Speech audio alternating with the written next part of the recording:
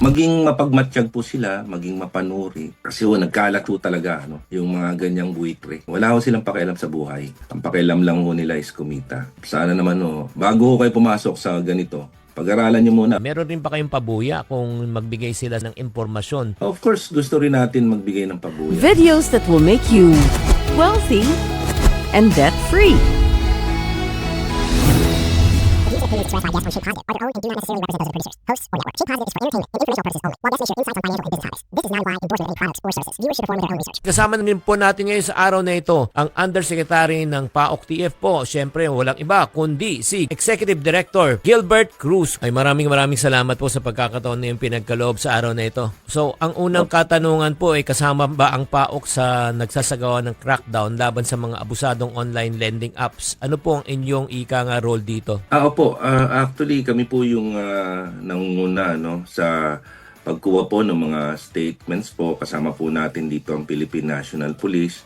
Nakipag-usap na po tayo kay General Nick Torre. At gayon din po yung SEC natin, yung Securities and Exchange Commission, yung National Telecoms Communications po natin. Kausap na rin po natin kasi kailangan po natin sila dito po sa ating one-stop shop. Sa ngayon po siguro nasa 200 na po. Mahigit kumulang 200. Yung nakukunan po natin ng statement regarding po dyan sa mga na-scam po itong online lending apps na ito. Kasi sobra na sa record pa lang namin, umaabot na po ng 8,000 yung nagre-reklamo po sa amin. Dito po sa PAOK pa lang. Pwede nyo ba kaming i-educate kung paano ba talaga ang system, paano ba yung pangako nila, ano ba talaga ang tunay na nangyayari pag ikaw ay nangutang? Kasi ganito yan, pag nagigipit ang isang tao, siyempre naghahanap po yan ng malalapitan. Kung lagi ho silang naka-online, gamit po yung kanilang mga cellphones, nagkalat po yung mga online lending apps na yan sa internet. At sa pag-aaral po namin, nasa 800 po yan, na mga online lending apps. At yun nga napaka-o-operan ka dun minsan may magte-text pa sa'yo na nag-o-offer sa'yo ng lowest interest doon sa kanilang lending apps. Sasabihin nila, pinakamababa ang interest nila, tapos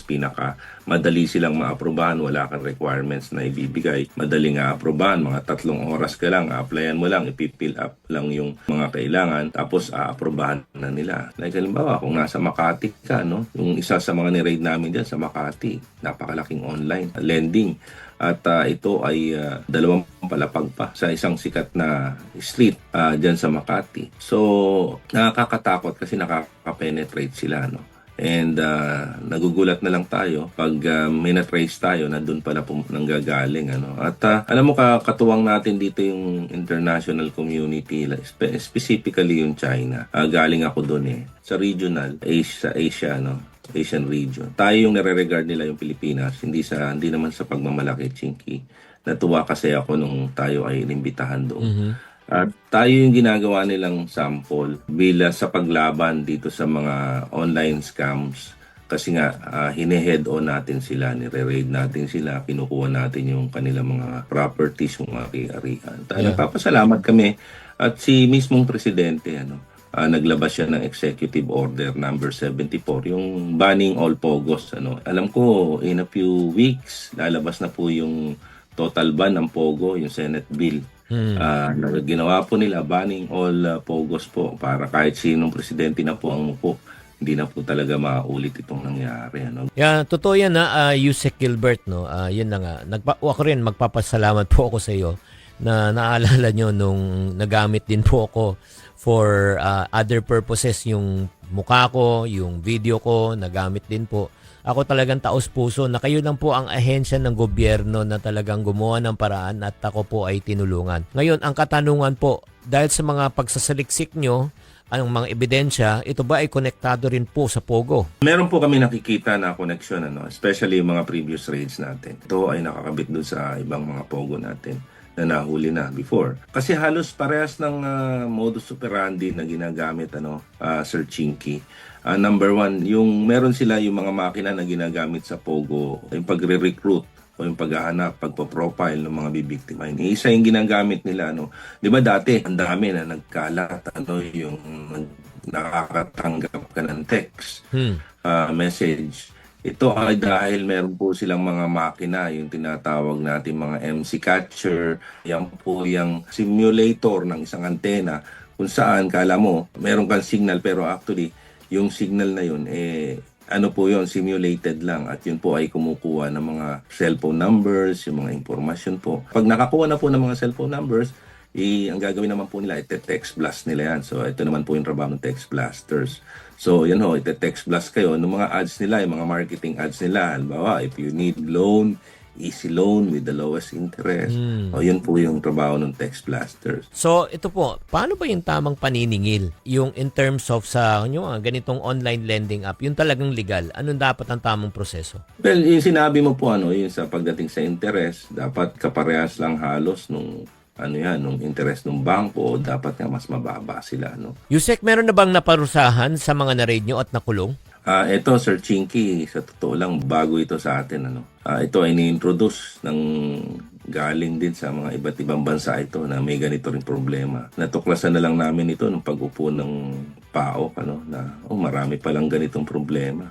At nung pina-research ko nga ito, lumalabas na nasa 800 na pala yung ganito, 'di ba? Tapos nasa 150,000 pala yung naloloko nito. So, Yusek, ang ibig nyo sabihin nyo, kunyari, di ba, nakita ko kayo, nagpupunta kayo sa raid, di ba, may mga tao nagtatrabaho doon. Anong ginagawa po sa mga empleyado at yung syempre, yung manager o yung may-ari? Ano yung nagiging consequence?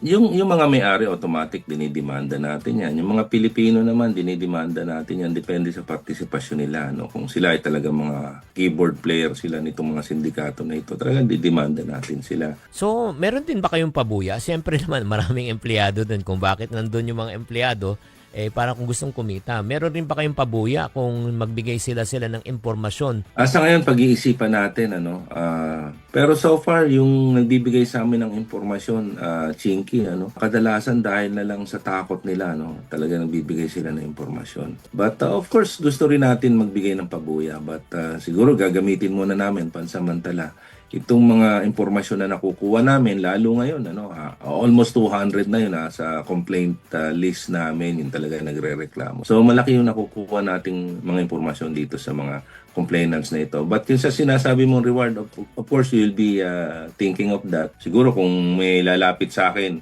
para ituro yung isang lending apps, okay, willing po kaming mag-provide ng reward kung yun ho ay para makakuha po tayo ng mga lending apps kaagad-agad.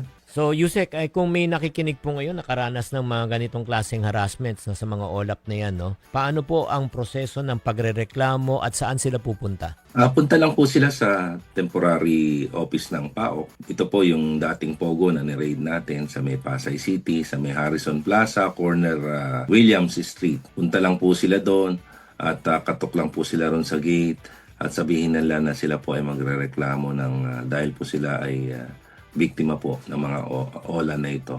Kung sila po ay nanggaling po sa malayong lugar, sabihin lang po nila at tutulungan po namin sila sa kanilang pamasahe. Yusek, alam na ba to ni Senator Raffy Tulfo? Nakapag-usap na po ba kayo? Hindi pa po. But malaking bagay po kung makarating po sa kanya. Kasi imagine, sa record po, nasa 13,000 na po yung complaint. Nakukuha po namin online at sa research po na ginawa namin. Sisikapin din po namin na makarating po ang mensahe po sa kanya. Talagang honestly guys, ito lang naman po. Taus-puso rin ako ulit magpapasalamat kay Yusek sa lahat ng ahensya na nilapitan ko po nung nagkaroon po ako ng problema. Sila lang po yung actively na talagang nakipag-usap, na tumulong. Naka-3 meeting pa kami face to face na talagang sabi ko, grabe. Kung sa lahat talaga ng public servant ay katulad ni Yusek Gilbert ay talagang gaganda po talaga ang ating bansa. So, Yusek, maraming salamat for that help. Yes, thank you rin po, Sir Chinky. So, ano po ang mensahe nyo sa publiko ngayong maraming nahuhulog na sa ganitong modus at abusadong OLAP? Maging mapagmatsyag po sila, maging mapanuri. Kasi nagkalat po talaga yung mga ganyang buitre. Wala ho silang pakialam sa buhay. Ang pakialam lang ho nila is kumita. Sana naman bago ho kayo pumasok sa ganito, pag-aralan nyo muna. Pwede nyo naman po i-check kung ito ay nakarehistro sa SEC, kung ito po ay nakapasok po sa ating mga bangko, kung ito po ay may lisensya. Madali naman pong i-check yan. O kaya punta na ho kayo sa office namin. Pag nakakaramdam kayo na ito parang OLA ito yung napag-usapan nila Sir Chinky tsaka ni Sir Gilbert. Punta ho kayo sa office. automatic po, check po kagad namin yan. At wag ho kayong mag-alala na kayo ho ay maabala. Tutulungan po namin kayo sa hanggat makakaya namin. Yusek Gilbert, maraming salamat. At kami po dito sa TV5, 1PH at syempre sa aming programa, kami po ay talagang 100% na susuporta po sa inyo. Kung may pangailangan din po kayo, ipaabot nyo lang sa aming programa and we're happy to support you po.